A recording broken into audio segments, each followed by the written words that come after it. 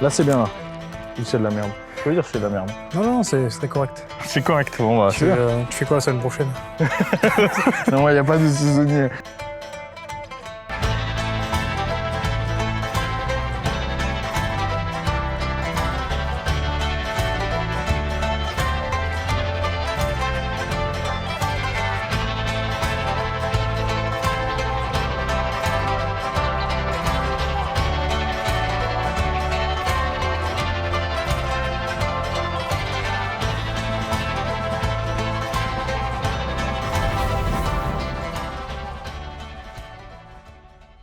Les gars, un petit mot pour vous dire qu'il reste des places disponibles en coaching en ligne. Donc peu importe votre objectif, vous pouvez me contacter et on créera ensemble un programme personnalisé avec un suivi hebdomadaire. Beaucoup d'entre vous m'ont déjà fait confiance dans ce domaine et sont très satisfaits de leur progression. Pour ce qui est des cours en présentiel, vous savez que j'ai été sportif de haut niveau spécialisé dans le développé couché pendant de nombreuses années. Il se trouve que j'ai pu développer un cours particulier de positionnement et de technique au développé couché. Je l'ai fait avec mon coach Josh Bryan, qui est le plus grand spécialiste au monde du développé couché. C'est un cours de 2-3 heures qui peut vraiment vous aider à progresser ou vous aider à corriger vos points faibles. Si vous êtes un groupe de potes ou même une salle de sport, je fais aussi des stages. Donc n'hésitez pas à me contacter sur bench.cigars@outlook.com. Salut les gars, aujourd'hui on est à Riscle dans le Gers avec Baptiste. Salut mec. Et oui, un autre. On est dans ton domaine, hein, donc t'es viticulteur. Oui, tout à fait, vigneron indépendant. Donc un petit domaine de 12 hectares en Côte de Gascogne. Donc une entreprise familiale que je reprends après 10 ans de hiatus et je suis la 5e génération. Voilà, c'est exactement le genre de petite production qu'on affectionne. Voilà, 12 hectares, vraiment, en plus truc familial, 5e génération, donc transmission à fond, c'est vraiment cool. On parle très souvent sur la chaîne de viticulture, en fait. En tout cas, on parle de vin et peu de viticulture, finalement. Donc là, ça va être intéressant de voir un petit peu le cheminement de ça avant que ça arrive en bouteille.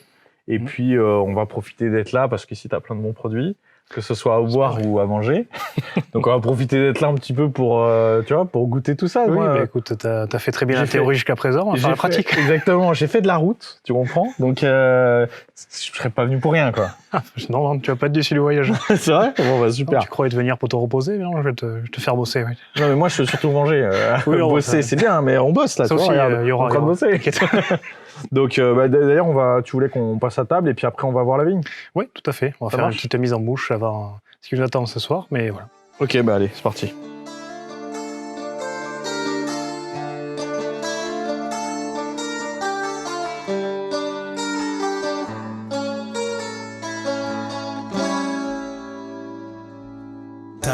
La nobi beroia de ius de ban lauta la nos tutte gioia che sprezava canta si de la bebiste non spode dariga egoiat pale triste che le spiava prega.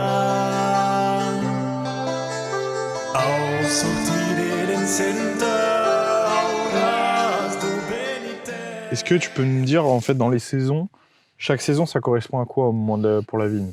Alors, au printemps, on va avoir ce qu'on appelle le débourrement. Donc, en fait, les bourgeons vont sortir de leur sommeil et vont commencer à pousser. Donc là, tout le challenge, en fait, entre fin du printemps et début d'été, c'est d'arriver à faire pousser ces bourgeons de façon droite, donc à l'aide de ces deux fils releveurs. C'est ça, c'est ce qu'on voit quand on visite des vignes, quoi. Donc là, le printemps, c'est vraiment la pousse jusqu'à l'été, quoi. Au printemps, ça pousse. Et alors, en plein été, après, vous faites quoi? En plein été, là, il y a les relevages, donc, je disais, qui prennent déjà beaucoup de temps. Sur certains cépages, comme le Tanat, par exemple, le cépage emblématique de la région. Donc c'est un cépage qu'on a déjà apprécié. Voilà. Et celui-là mérite, par exemple, beaucoup de travail. Donc il y a pas mal de choses à faire dès avril. Dès avril, en fait, on va dédoubler. Donc c'est-à-dire qu'il y a souvent 2 bourgeons qui poussent sur les pieds de Tanat assez vigoureux au même endroit. Donc en fait, on va en supprimer un pour n'en laisser qu'un. Justement pour éviter que les raisins s'entassent. C'est ce que je disais, l'effet d'entassement de végétation qui produit de la pourriture. Et alors après, en automne? En automne, là, c'est la récolte. Donc là, c'est vraiment l'aboutissement de toute une année. C'est le plus important, donc on récolte, on vinifie en cave, donc ça c'est vraiment le cœur du métier, quoi. Et derrière, du coup, on arrive en hiver et c'est donc la taille et c'est ce que là tu Voilà. voulais nous expliquer. Exact. On est en hiver, donc on est le 15 janvier. Donc je t'ai gardé un rang à tailler. Puisque tout tout le est reste, taillé et puis il reste un... Non, on n'est pas le genre à branler par ici. Donc j'ai laissé un rang. Bon, ça c'est un rang de raisin de table. Ça c'est pour notre consommation à nous. Donc, D'accord, ok. il y a un paquet de cépages Ça fait différents. partie donc, des hydrauliques qui te Oui. détaxent. Ok, d'accord. Celui-là, oui. Tout à l'heure, Mais pour nous. il nous expliquait tout à l'heure qu'il y a une espèce de loi qui permet que le vin que tu bois, tu as une certaine quantité, jusqu'à une certaine quantité, tu peux ne pas payer de taxes dessus et tout. Mais quand même, c'est compté en hectolitres. Donc, ils se disent quand même que tu peux avoir une certaine consommation, quoi. Oui, bon, si t'as une Donc, grande c'est famille, ce rang-là, jusqu'à là-bas, c'est pour la conso perso, quoi. Oui, oui. Bon, c'est juste du raisin à manger, quoi. Il n'y Ouais. a pas de vinification dessus. Voilà. Ok. Voilà, Alors, donc du coup, en hiver, il y a plusieurs étapes. On va commencer par la taille.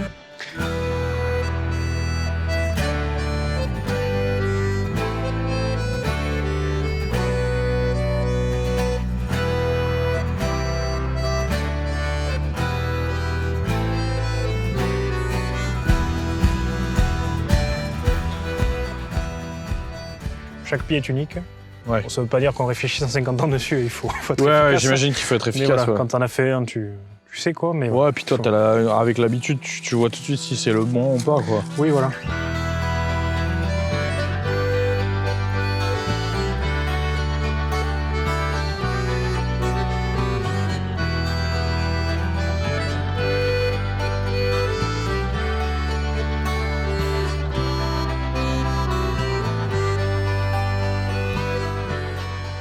Là, c'est un pied qui est déjà taillé, comme on a vu tout à l'heure, là. Oui, voilà. Donc là, les rangs sont déjà taillés.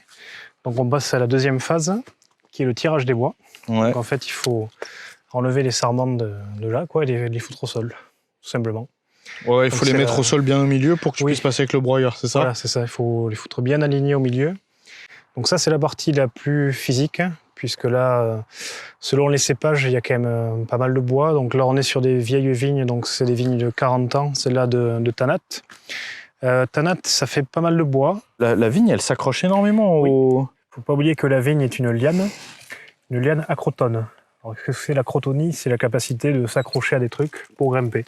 Donc, par l'intermédiaire de ce qu'on appelle les vrilles. Donc, tout ce que vous voyez ici, là, voilà. Donc, la vigne s'accroche au fil. Les fils aident la vigne à monter. J'imagine qu'il ne faut pas juste tirer comme un bourrin. Tu peux. Ah. Mais attention. tu peux, mais fais gaffe. Parce que le plus important quand on tire, c'est surtout de ne pas péter le rameau principal qu'on a laissé. Parce que celui-là qui va faire il les faut réserves. toujours le voir, alors. Il faut toujours le voir. Et si tu en pètes une, c'est comme si tu m'avais cassé 2 bouteilles. Ah oui. Donc là, fais pas le con. Putain, ouais. En fait, une fois que tu as vu que c'était pas accroché à ton rameau principal, c'est Oui, bon, tu tires. voilà, tu peux tirer. Le plus important, c'est de les mettre au milieu du rang. Ouais, pour que tu Et puisses surtout passer avec le broyeur. en long comme ça. Voilà, comme ça c'est joli et puis ça reste concentré et le broyeur passe. Ouais, t'as pas des morceaux. Voilà, qui donc vont ce que tu as fait là, ça va pas. J'ai compris. Ouais. J'ai compris. Donc oui, parce qu'après tu peux aller vite en foutant tout n'importe comment. Ouais, mais ouais, voilà, il faut que c'est- tu les mettes bien droit. La via d'occulare, en bosque senare, che incontrerebbe te, non vi è mawade, a di un velugiteta, un mastuto zuleta, le mauquie la prua, a noi toccate l'uo, odiate dunque brut, e scend a trotte brut, canennare Lucas, ora dondeno, ora dondo. Là, il y a vachement de pouces sur ton sarment, c'est normal Oui. Alors en fait, donc là on va passer à la troisième étape, qui est le nettoyage de la tire. Ah. C'est qu'en fait, par exemple, on va prendre celle-là, c'est bien. Celui-là, elle est bien parce qu'elle a elle est tourné chargée. le truc, quoi. Donc en fait, tout ce qui pousse donc de la base, on va le supprimer. Tu ne gardes que le sarment Voilà, principal. Tu gardes le sarment principal et surtout tu fais attention, si tu peux zoomer sur ça, à ne pas à ne pas abîmer le bourgeon. Tu vois là, tu as un bourgeon à la base. Celui-là, il faut pas l'abîmer. Donc tu coupes à cette distance-là à peu Voilà. près. C'est ça, voilà. non? Ici. Donc là, c'est vraiment... et tu laisses le sarment principal Voilà. et les bourgeons, quoi. Principal les bourgeons et tu coupes ici. Voilà. Donc une fois que la tire est nettoyée, on passe à la dernière étape de l'hiver, c'est-à-dire qu'on va la plier sur le fil porteur Et on va venir la lier avec une petite attache. Voilà, donc c'est la dernière étape avant la fin. Donc à partir de là, la vigne peut pousser tranquillement, sereinement. On attend le printemps, les bourgeons vont débourrer. Et Ils vont pousser vers le la haut. vie va reprendre et voilà. Au printemps, là, Ça quand qui- les bourgeons du bas ils sortent, là, je vois que tu as des bois ici et tout. T'as pas de cervidés qui viennent manger un peu parce que genre là, à Si, cette ouais. hauteur-là, pour les chevreuils... Ah, ils en sont Parfait, friands, quoi. les cons, là. Bah oui, c'est ça, c'est ce Ils que je me dis. viennent, Ouais. Oui, ils viennent Là, bouffer les bourgeons, quand ils sont bien verts, en plus, tu me dis, ça sort à la période mars-avril ou Ah mai, ouais, c'est parfait pour eux, quoi. Oui, ils sortent là. Bah là, c'est ça, ils sont juste là, c'est ce que je me dis. Ouais, Ils arrivent là, c'est con, et surtout les rangs du début, hein, parce que ouais ils rentrent ils pas dans les s'aventurent cultures. pas trop, c'est souvent les limitrophes. Hein. Oui, il y en a quelques-uns, mais bon, il y a quelques vaillants chasseurs Ouais. qui font le boulot et qui après nous ramènent des quartiers de viande, donc pourquoi s'en plaindre? Il va falloir que tu choisisses. Parce que d'un côté, tu es emmerdé par le dérèglement climatique, et là, Oui. tu sais que la seule personne qui peut régler ça, c'est Yannick Jadot. Mais s'il est là, il n'y aura plus de chasseurs. Donc il va falloir que tu choisisses, c'est les chevreuils ou le foin. C'est ou l'un ou l'autre. Là, c'est bien là. Ou c'est de la merde. Je veux dire, c'est de la merde. Non, c'est très correct. C'est correct. Bon, bah, Tu fais quoi la semaine prochaine? Non, il n'y a pas de souvenir.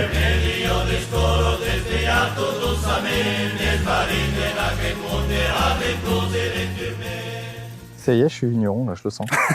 Ça y est, Le mec, il a mis il a plié 3 branches. Ouais, moi, Ça y est, je le sens, là, je suis vigneron. Moi, je suis vidéaste. C'est exactement ça.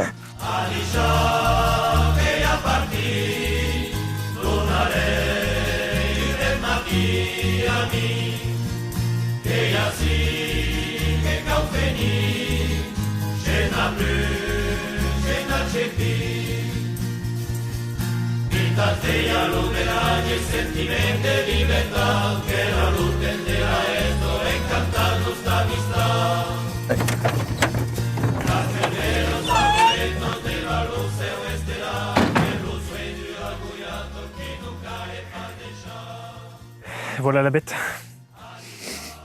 Impressionnant. Voilà, là, les vignes sont à 2,20 m en largeur. Donc voilà, il faut avoir un tracteur adapté. C'est la première fois que j'en vois un vraiment comme ça, tu sais.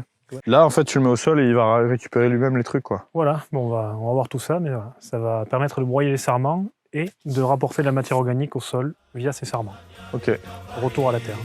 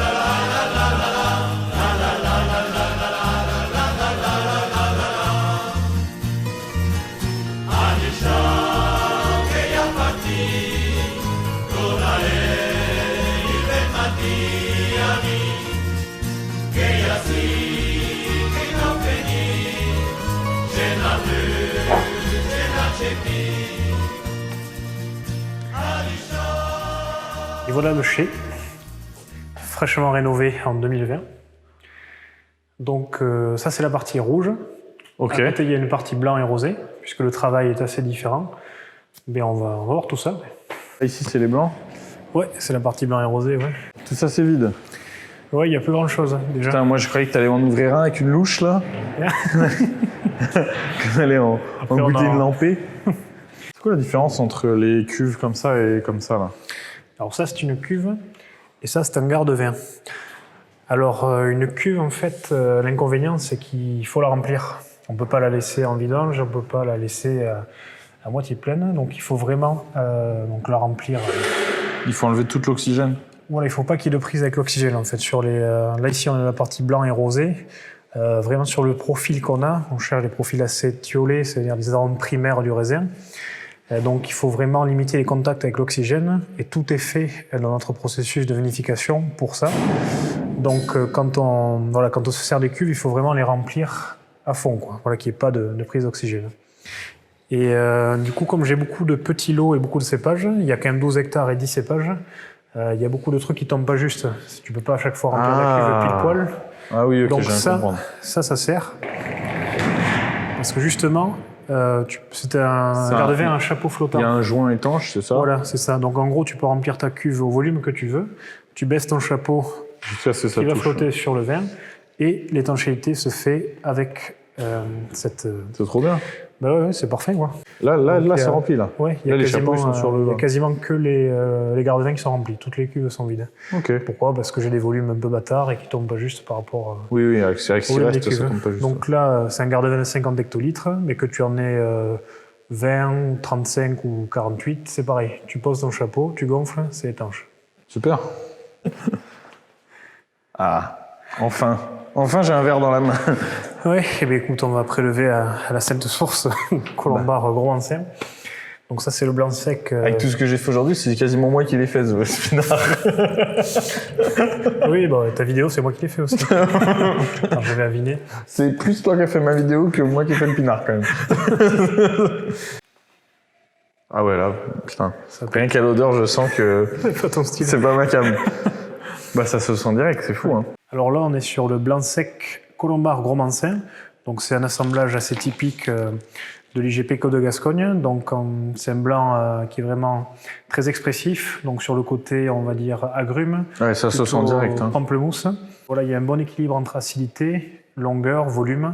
Donc voilà, c'est ce genre de vin qui est typique de l'appellation. Donc c'est des vins assez faciles à boire. C'est pas trop Alors, sucré? Non, il y a un C'est le petit côté poil acide. résiduel, mais c'est vraiment négligeable. Par contre, c'est fou comment c'est parfumé. Ouais. Ça fait penser à un vin parfumé, tu sais, comme un rosé pamplemousse, quoi, un truc vraiment. Non, mais Culé, là. pas genre pas dans le côté dégueulasse, mais dans le côté, il y a une telle aromatique de fruits. C'est fou, quoi, qu'on dirait carrément Ouais. on dirait un ajout, quoi. C'est ça que je veux dire. Et oui, et pourtant, il n'y a pas de joue. Bah non, je me doute, ouais, je me doute. Ah, c'est marrant. C'est marrant parce que c'est vrai que c'est un vrai côté acide qui est, pour le coup, est super agréable, je trouve. Ouais. Ça j'aime bien, tu vois. Si t'aimes bien les vins qui sont vifs, Ouais, c'est ça. là, c'est un truc qui va te plaire, quoi.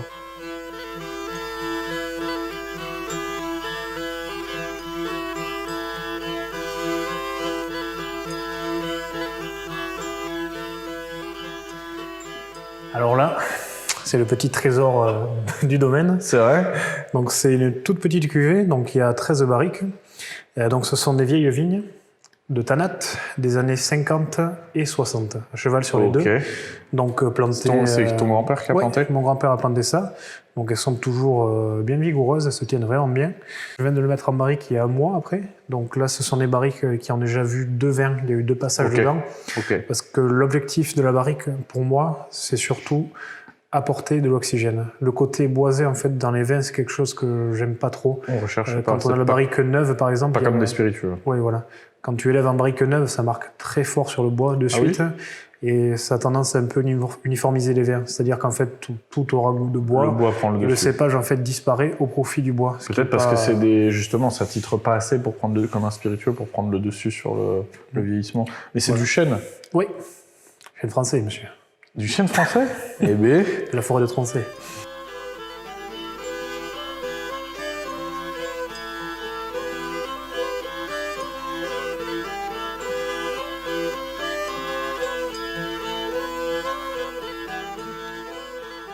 En 2021, il y a eu moins d'ensoleillement Ouais. et plus de pluie, donc ça a un peu dilué la récolte. Et donc ils sont moins chargés en alcool, un peu moins volumineux, mais c'est quand même très joli. Voilà, ce sera peut-être plus léger et un poil plus fin, moins Peut-être plus grand public. peut-être plus grand public.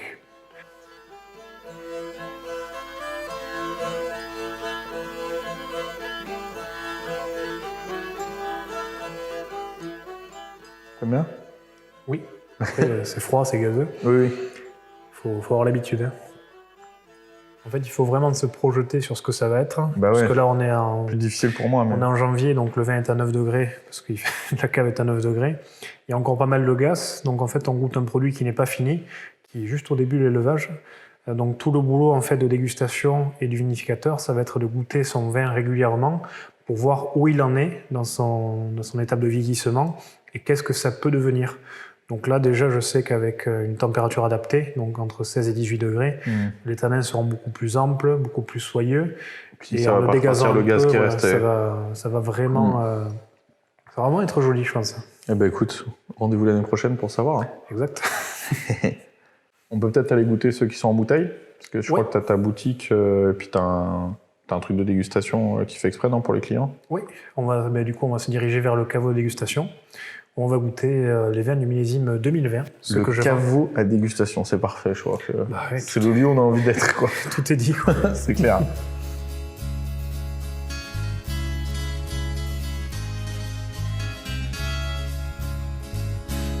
Lussurei che siete ben mati, tal cum l'avo di abito.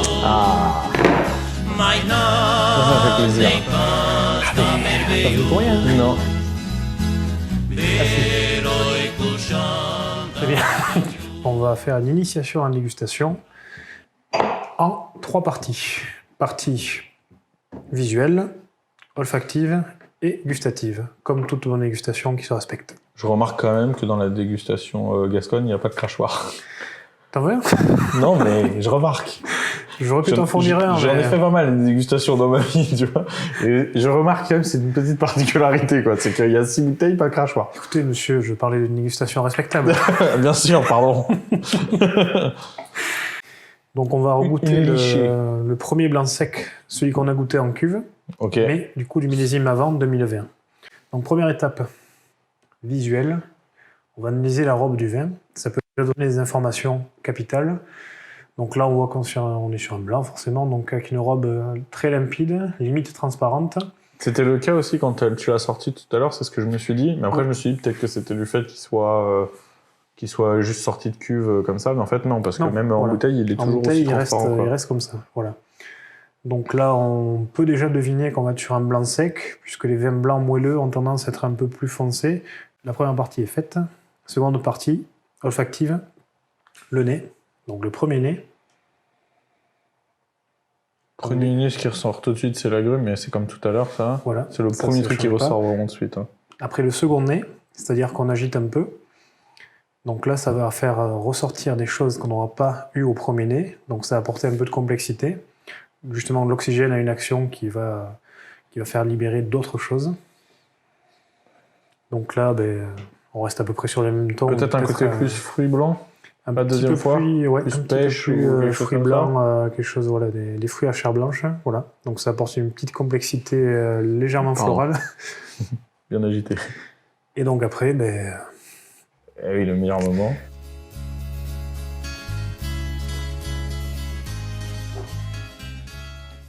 C'est incroyable parce que... je préfère à celui qu'on a goûté tout à l'heure. Mm. Et c'est incroyable parce que c'est vrai qu'il y a un vrai côté acide, mais qui a une acidité vraiment... ça fait acidité naturelle comme dans un citron, quoi, tu vois. Ouais. Ça fait que pour moi, c'est carrément abordable, tu sais. Alors que de base, olfactivement, c'est trop pour moi. Mamie, pourquoi tu as des soleils au coin des yeux? Que la voy dice bailado, pero que estoy arrayado. C'est toi le soleil de ma vie, celui qui fait vivre les vieux, vivre les vieux.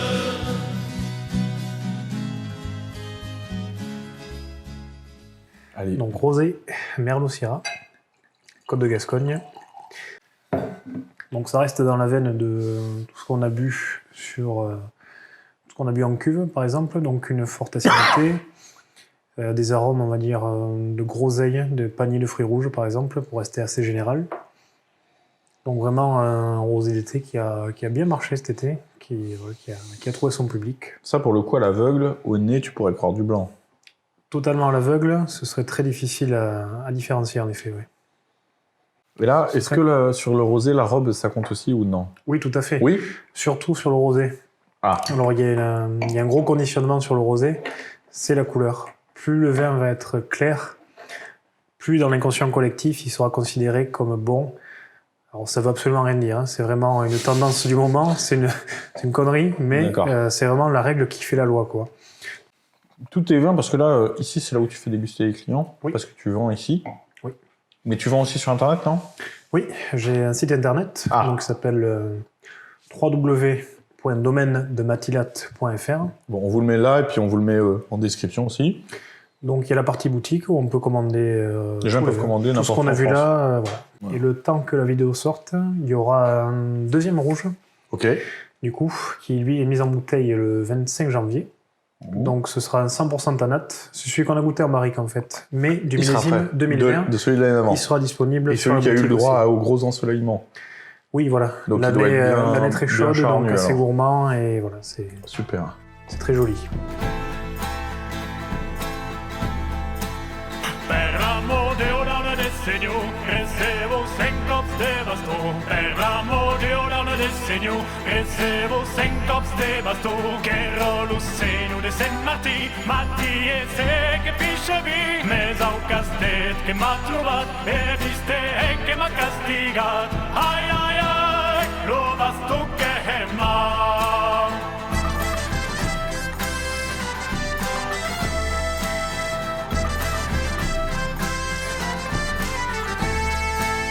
Per l'amor de Odane del Signor, recevo sen cops de basto. Per l'amor de Odane del Signor, recevo sen cops de basto.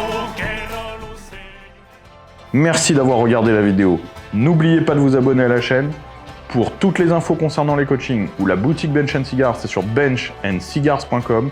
Et pour suivre mon actualité, c'est sur mon Twitter et mon Instagram. À jeudi prochain.